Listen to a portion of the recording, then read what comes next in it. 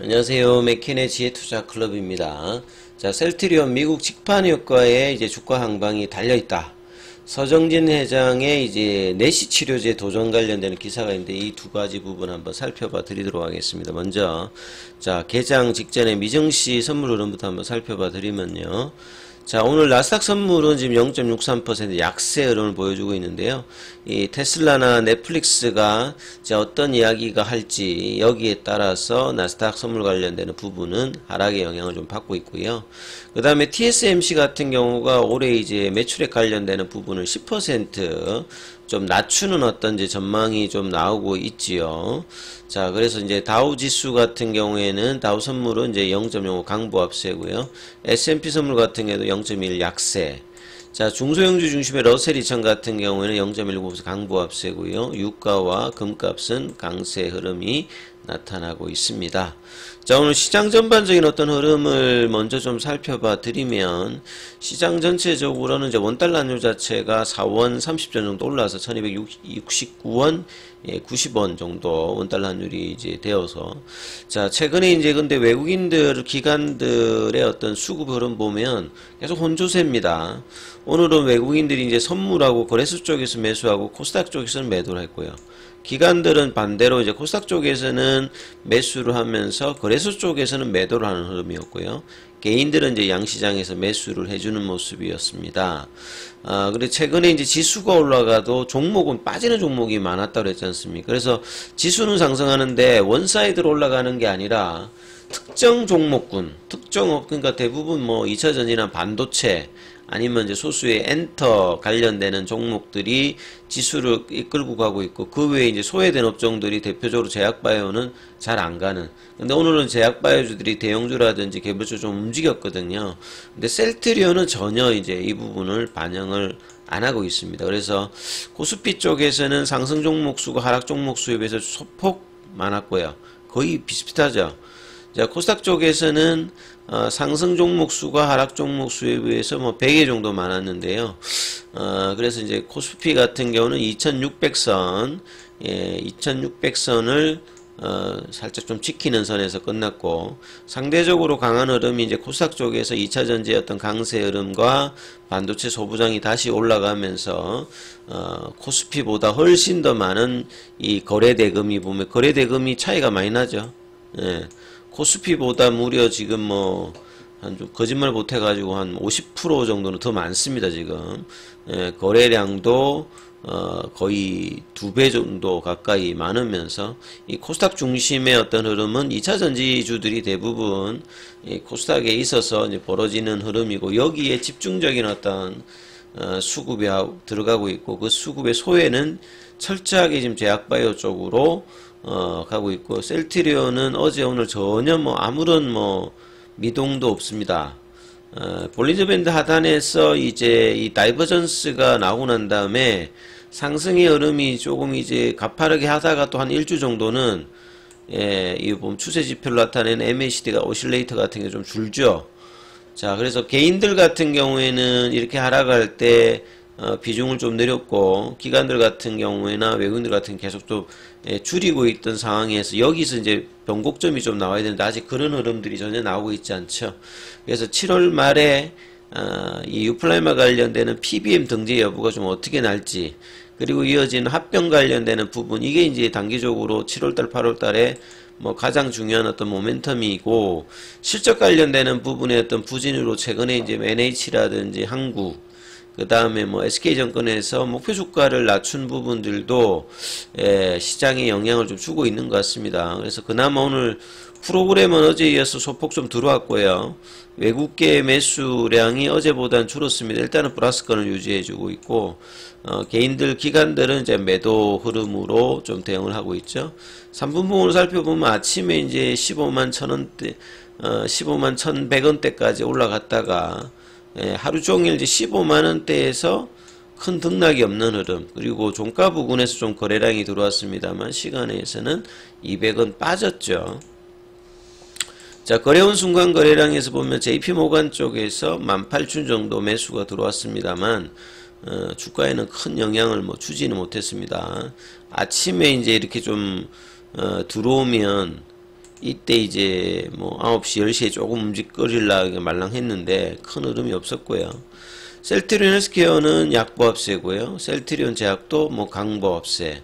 그래서 5일 동안 이제 조정 흐름 보였기 때문에 이제 향후에 주가 흐름들이 이제 내일이나 다음 주에 이제 어떻게 여기서 자체적으로 좀 올라가느냐 아니면 옆으로 또 플랫형을 가느냐, 다시 이제 이 양봉을 만든 밑으로 내려오면 안 되는 어떤 상황이죠. 그래서 이 7월 말에 나오는 PBM 관련되는 부분과 그 다음에 이제 이 3, 4병에 관련되는 부분들, 이 부분들이 이제 어떤 식으로 시장에 이제 추가적인 어떤 그 모멘텀을 나타내는지, 이 부분들이 이제 뭐 일단 가장 중요하겠죠.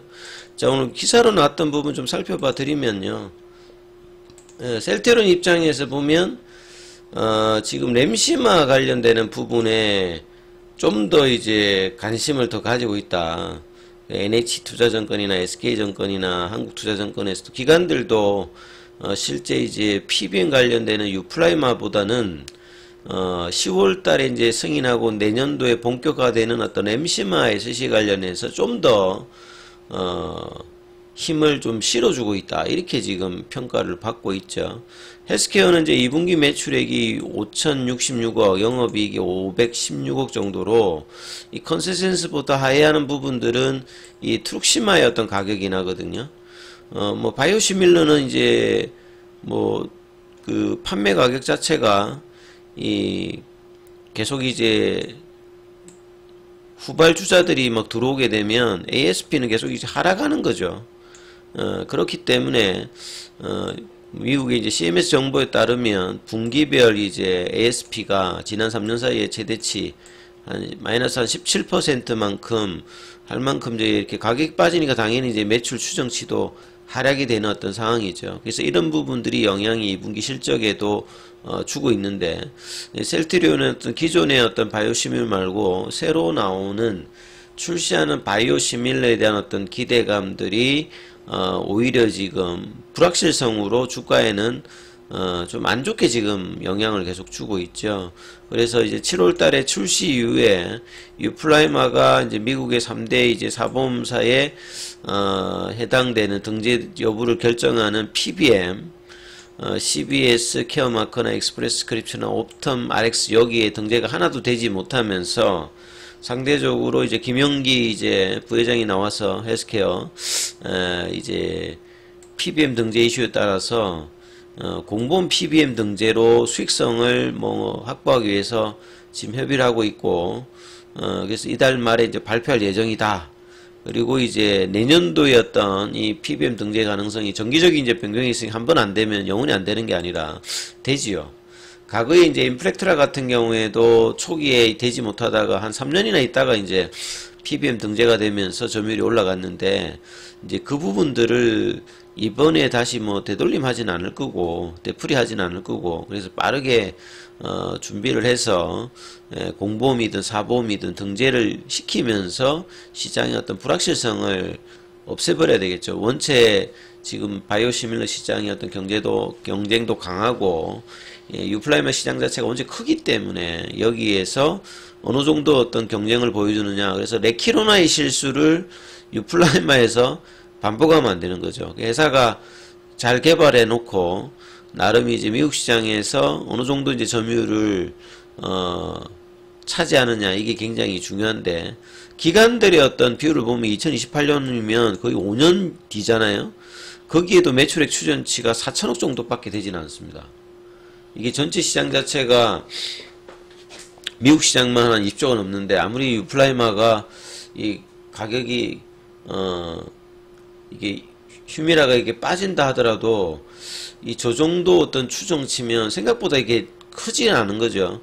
램시마 같은 경우가 유럽에서 이제 2017년 넘어가면 점유율 1등 올라가고 누적으로 이제 해도 연평균 1조 정도를 팔았다라고 생각하는데, 이거보다 훨씬 큰 시장인 미국의 유플라이마 휴미라 관련되는 시장인데 유플라이마의 어떤 매출액 추정치를 4천억 정도로 본다고 하는 거는 생각보다 굉장히 박하게 지금 보고 있다라고 보여집니다.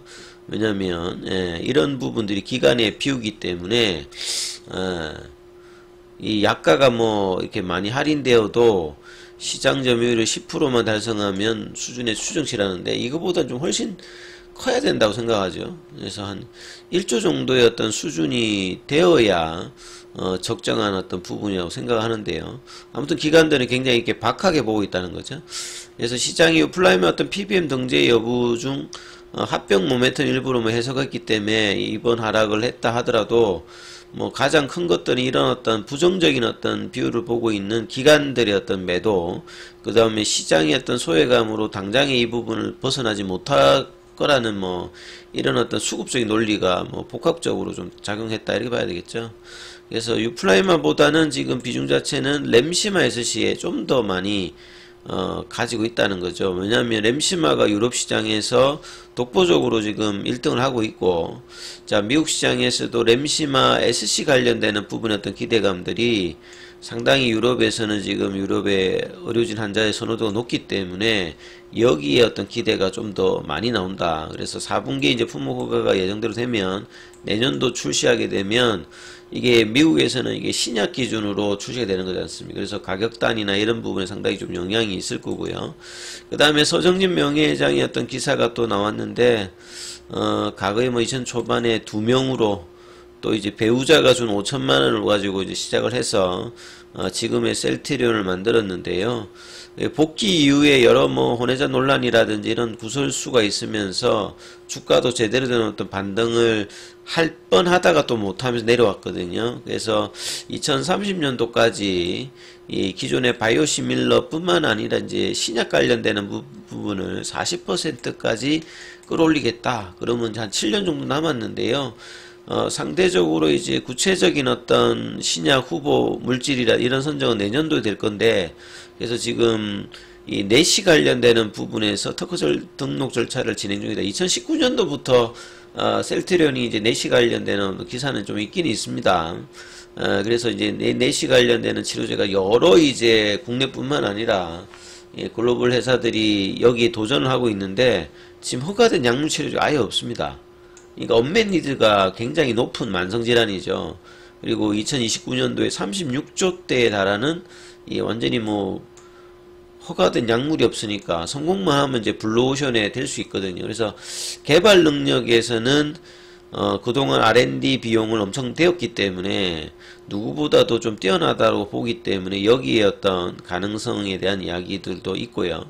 그 다음에 이제 바이오시밀러 관련해서 자가면역 질환제들이 대부분 이게 주사이지 않습니까? 그래서 이제 미국의 라니 테라피틱스 이용해서 경구용으로 개발하고 있는 부분들, 여기가 이제 향후에 상당히 좀 뭐 의미가 있을 거라 보여지는데요. 그래서 장기적인 어떤 모멘텀과 이 기대감 많습니다만 주가는 1년 반 동안 바닥권에서 좀처럼 쉽게 이렇게 벗어나고 있지는 못하고 있어요. 그래서 단기적으로 지금 5일 이평선과 20일 이평선 하회하는 요 국면에서 이틀 정도 지금 행보를 하고 있는데 빨리 15만원대 위로 올라가서 이 좁아져 있는 볼리저 밴드 상단에 관련되는 어떤 도전들을 해야 되는데 이것조차도 지금 일주일 동안 쉽지 않아 보이고 있죠. 그래서 이 부분에 대한 어떤 흐름들이 바뀌기 위해서는 거래가 늘면서 양봉으로 다시 올려놓고 올려놔야 여기에 있는 이제 음봉을 시간을 더 끌지 않으면서 회복을 시켜야 지금 벌써 지금 1주, 2주, 3주 한 달이 넘었습니다. 그죠? 자, 이게 작년과 같은 패턴이 반복되지 않고 빠르게 이 부분들이 극복할 수 있는 양봉의 모습들을 좀 기대해 보도록 하겠습니다. 여기까지 하겠습니다.